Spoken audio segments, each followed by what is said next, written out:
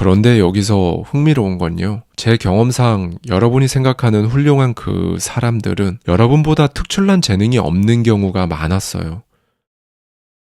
안녕하세요. 하와이 대저택입니다. 여러분들도 살면서 이미 다들 눈치를 채셨겠지만 뭔가를 막상 하는 사람은 별로 없습니다. 어떤 영역에서든지 말이죠. 하고 싶다고 생각도 하고 할 수 있을 것 같다는 생각까지도 하는데 정작 그 한 걸음을 못 떼고 그냥 안 하는 경우가 사실 거의 대부분입니다. 여기서 거의 대부분은 어느 정도일까요? 데일 카네기는 이런 말을 했었습니다. 20명에게 해야 할 일을 가르치는 것은 어렵지 않지만 그중 한 명이라도 가르침을 실천에 옮기도록 만드는 일은 어렵다라고 말이죠. 20명이 똑같이 무언가를 배워서 알게 되었지만 그걸 실제 행동으로 옮겨서 하는 사람은 한 명이라는 거죠. 바로 상위 5%가 되는 겁니다. 사실 데일 카네기의 이 말에서 우리는 두 가지를 생각해 볼 수 있어요. 첫째로는 다행이다라는 생각을 하실 수 있을 겁니다. 나만 그런 게 아니라 거의 대부분, 무려 95%가 다 나와 비슷하다는 거니까 마음의 위안도 되면서 조금은 안심이 되는 거죠. 둘째로는 일단 하기만 하면 5% 안에 드는 겁니다. 설령 여러분이 실제로 그 일에 그렇게 뛰어든 모든 사람들 중에 꼴찌라고 해도 5%라는 거예요.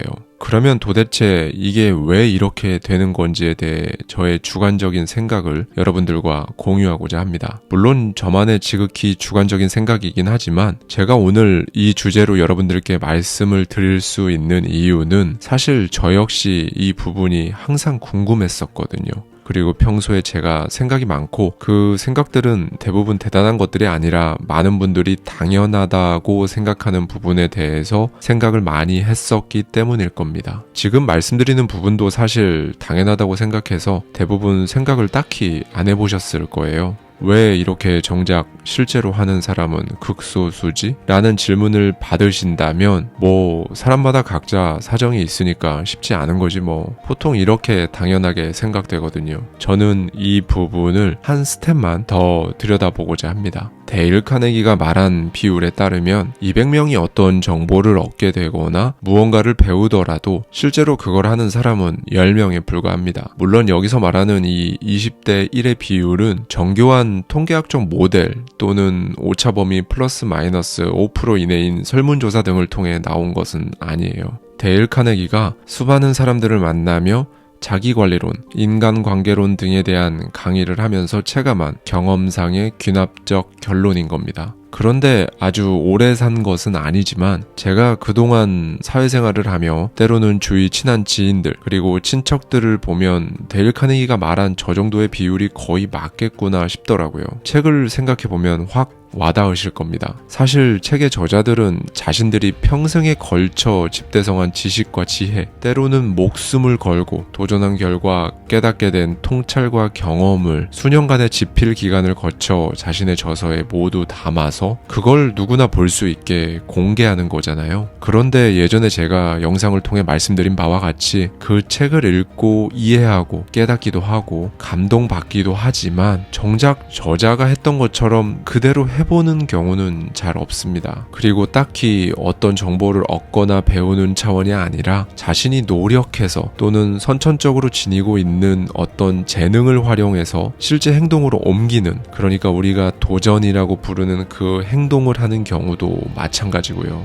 분명히 정말 좋은, 어쩌면 엄청난 재능을 지니고 있음에도 불구하고 우리가 소위 재능을 썩히고 있다라고 하죠. 전혀 엉뚱한 일을, 게다가 싫어하기까지 하는 일을 하며 살아가는 경우를 여러분 주위에서도 참 많이 보셨을 겁니다. 어쩌면 지금 이 영상을 보고 계신 여러분이 그런 경우에 해당하실지도 모르겠네요. 어쩌면 이런 생각을 하실 수도 있을 것 같아요. 200명 중에 실제로 하는 5명은 나머지 195명에 비해 월등한 재능을 지니고 있어서 그렇게 할 수 있는 것 아닐까라는 생각 말이죠. 그런데 그렇지 않습니다. 그 5명이 가장 뛰어난 재능을 지니고 있지 않아요. 보통 그런 사람들은 195명 안에 있습니다. 그 5명 중에 그런 사람이 한두 명 있을 수 있겠죠. 있죠. 그런데 아이러니하게도 진짜 능력자들은 실제로 하지 않는 195명 중에 있습니다. 이런 현상이 나타나는 이유를 저는 크게 4가지로 생각을 해봤었는데요. 첫째는 이미 어딘가에 정착을 했고 정착한 그곳에서의 삶을 살아가는데 몰두한 나머지 자신에게 그런 능력이 있는 줄도 모르기 때문입니다. 이 케이스는 실제로 해야겠다라는 생각 자체를 못해요. 왜냐하면 자신에게 그런 능력이 있는 줄도 모르기 때문에 그거에 대해 생각을 하는 게 더 이상한 거죠. 그래서 저는 나이와 상관없이 다양한 경험을 해보는 것이 중요하다고 생각합니다. 다양한 경험을 해라. 이 말도 사실 식상한 표현이라 와닿지는 않으실 텐데요. 제가 악기로 예를 들어보겠습니다. 여러분이 피아노를 배웠어요. 보다 정확히는 피아노만 배워봤죠. 그런데 피아노 연주하는 게 꽤 재밌고 스스로에게 잘 맞는다는 생각도 듭니다. 그렇게 여러분은 피아노를 전공하고 피아니스트로서의 삶이 당연하다고 생각하는 거죠. 그리고 시간이 지나면 여러분은 이렇게 생각하게 됩니다. 내가 피아노를 안 했으면 진짜 어쩔 뻔했나. 난 이거 아니면 잘하는 게 진짜 하나도 없는데 라고 말이죠. 그런데 사실 여러분은 피아노밖에 해본 적이 없잖아요. 여러분이 경험해 볼 수 있었던 악기는 무궁무진하게 많았습니다. 어쩌면 여러분은 세계적인 바이올리니스트가 될 수도 있었을 거예요. 심지어 여러분의 경험을 악기에만 한정할 필요도 없었죠. 여러분이 피아노 대신 테니스나 수영을 배웠다면 어땠을까요? 다양한 경험을 한 여러분은 어떤 게 재미있고 어떤 건 여러분과 맞지 않고 어떤 것을 할 때 여러분의 재능이 빛나는지 그때서야 제대로 알 수 있습니다. 그런데 사실 저도 당연히 포함됩니다만 안타깝게도 대부분의 사람들은 한정된 경험을 하며 그 안에서 무언가를 선택하고 그렇게 평생을 살아갑니다. 생각해보면 사실 제가 이렇게 유튜브를 하게 된 것도 거의 20년 전으로 거슬러 올라가야 설명이 됩니다. 제가 파이어족을 꿈꾸며 파이어를 하고 나면 하고 싶은 걸 원 없이 하며 살아야겠다라고 생각했었거든요. 그리고 명확히는 아니었지만 유튜브를 하면 어떨까라는 생각을 할 수 있었던 것도 아주 오래전 간접적인 저의 그 경험이 있었기에 가능했다고 생각합니다. 학부 시절 저는 정말로 공부에 뜻이 없었거든요. 뜻도 없고 열정도 없었습니다. 물론 당연히 학점도 굉장히 안 좋았죠. 학부 4년간 장학금은 저와는 당연히 상관없는 다른 세계 이야기였고요. 오히려 졸업 학점을 채우려고 4학년 방학 때까지 계절학기를 전부 들어야만 했던 부끄러운 기억이 있습니다. 그런데 이상한 건 유독 발표 수업을 좋아했어요. 특히 제가 직접 프레젠테이션을 하는 발표 수업은 그렇게 재밌더라고요. 이런 말씀을 드리면 제가 너무 늙은 것 같긴 한데 당시만 해도 단순한 파워포인트 효과 있잖아요. 텍스트랑 그림이 막 날아오고 회전하고 휘리릭 사라지는 그런 효과 말이죠. 그런 것만 조금 넣어도 앞에서 발표할 때 학생들 반응이 엄청 좋았습니다. 다들 오 했거든요. 특히 그런 시각적인 자료들을 제가 구상하고 만들어내고 그걸 통해 사람들에게 저의 생각을 전달하는 게 저는 재밌었던 것 같아요. 그리고는 학교라는 울타리를 벗어나면서 잊고 살았습니다. 그러다 파이어를 꿈꾸던 직장인일 때 생각해 본 거죠. 어떤 걸 하면서 살면 정말 즐거울까? 내가 좋아하는 건 뭐지? 내가 즐겁게 잘할 수 있는 건 어떤 게 있을까? 라는 생각을 말이죠. 그러다가 거의 20년 전까지 거슬러 올라가게 되었고 학부 시절 몇 번의 그 발표 수업이 생각이 난 거예요. 공부에 참 뜻이 없었는데 발표를 준비하며 열정적이었던 기특했던 그 과거의 제 모습이 딱 생각이 나면서 입가에 미소가 지어졌습니다. 아, 그거였구나. 라는 생각이 들면서 말이죠. 제가 그 경험을 하지 못했다면 하와이 대저택은 꽤 높은 확률로 존재하지 않았을 것 같다는 생각도 들었습니다. 두 번째는요.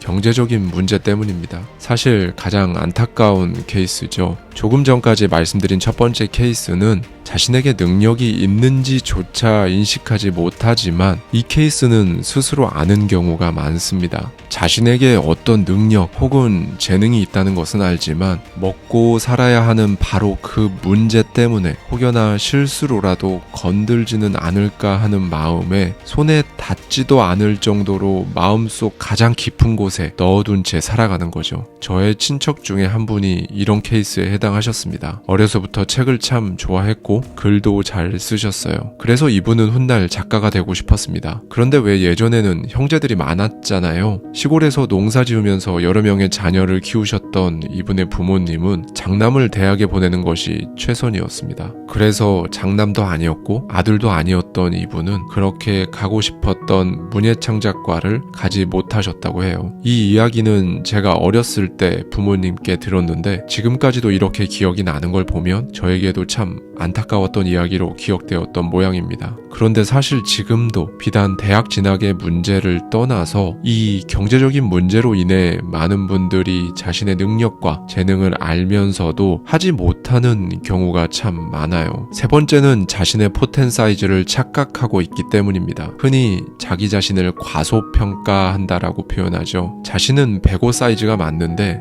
100 사이즈, 심지어 95 사이즈가 맞다고 생각하는 경우입니다. 이 케이스에 해당하시는 분들의 경우에는 이렇게 생각을 많이 합니다. 나 말고도 이거 잘하는 사람이 얼마나 많은데 네가 진짜 재능 있는 사람을 못 봐서 그래. 난 아무것도 아니야. 만약에 여러분 중에 이렇게 생각하고 계신 분들이 있으시다면 제가 드리고 싶은 말씀은 안타깝지만 현실은 진짜로 그렇다는 겁니다. 진짜로 재능 있는 사람들이 엄청나게 많고 그 사람들이 넘사벽이라 그렇다는 게 아니에요. 여러분 스스로 이미 나보다 잘하는 사람이 엄청나게 많고 나는 아무것도 아니다라고 생각하고 있으니까 정말 여러분 생각 그대로 여러분은 아무것도 아닌 현실을 살아가고 계시는 겁니다. 이 부분은 한 번쯤 꼭 생각해 보셨으면 좋겠어요. 왜냐하면 이 부분은 제가 영상에서도 수차례 말씀드렸던 바로 셀프 한계를 설정하는 것이기 때문입니다. 여러분의 잘못이 아니에요. 여러분 잠재의식에 그렇게 프로그래밍 되어 있으니까 그렇게 각인되어 있어서 여러분의 의식은 절대로 눈치챌 수가 없는 겁니다. 그리고 그렇게 여러분도 모르는 사이에 여러분은 자기 자신과 훌륭한 그 사람들을 분리시키죠. 다른 세상에 있는 사람으로 만들고 실제로 그렇게 여러분 생각대로 다른 세상에서 살아갑니다. 그런데 여기서 흥미로운 건요. 제 경험상 여러분이 생각하는 훌륭한 그 사람들은 여러분보다 특출난 재능이 없는 경우가 많았어요. 대신에 자신의 잠재의식에 세팅되어 있던 설정값을 바꿔서 셀프 한계 리밋을 풀어버린 거죠. 그 사람들은 그걸 어떻게 했을까요? 사실 간단합니다. 그냥 여러분과 정확히 반대로 했어요. 나 말고도 이거 잘하는 사람이 얼마나 많은데 가 아니라 잘하는 사람 많겠지만 내가 더 잘하면 돼 라고 생각했어요. 네가 재능 있는 사람을 못 봐서 그래.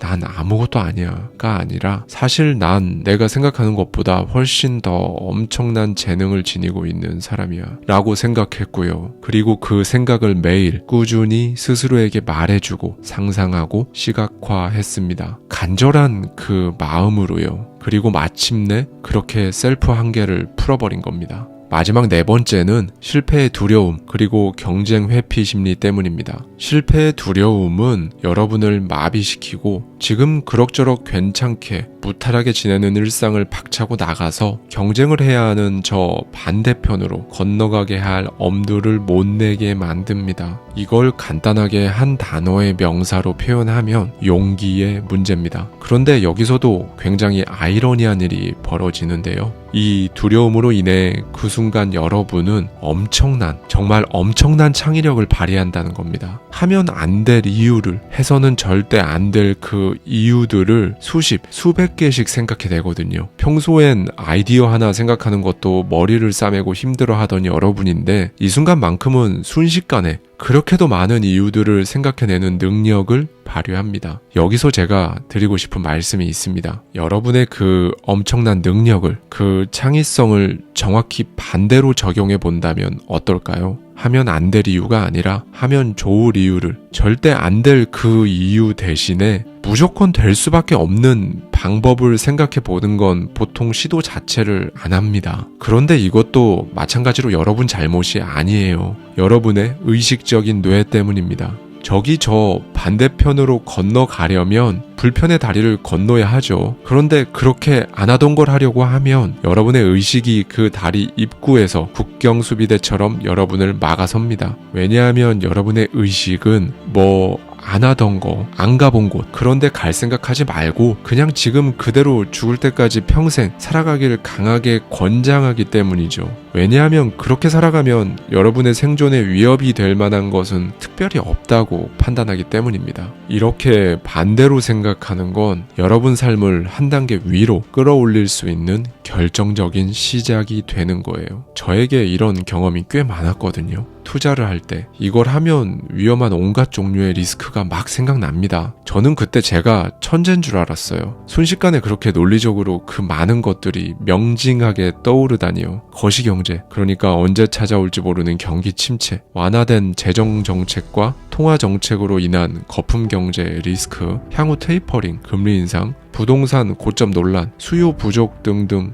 거의 경제학자 수준이에요. 막 그 당시에는요. 그런데 그때 반대로 생각을 해봤어요. 그땐 저렇게 수십 가지가 불꽃놀이처럼 펑펑 떠오르지 않습니다. 대신 가장 중요한 것을 생각해보게 되더라고요. 투자하려는 이 물건의 가치와 가격, 정말 딱 이거에만 집중하게 되었어요. 좋은 가치라면, 그리고 그 가치가 변하지 않을 것이라는 확신이 있다면 가격은 어차피 오르고 내리고를 반복하면서 결국 가치에 맞는 가격을 찾아갈 것이다 라는 결론에 이르렀죠. 그리고는 자신감 있게, 그리고 기쁜 마음으로 투자를 했었던 기억이 납니다. 마지막으로 오늘 말씀드렸던 4가지에 대해 여러분께 4가지의 말씀을 드리고 오늘 영상을 마치고자 합니다. 여러분이 아직 젊다면 더할 나위 없이 좋고요. 스스로 더 이상 젊지 않다고 생각하셔도 상관없습니다. 전혀요. 일단 작은 경험을 해보시는 건 어떨까요?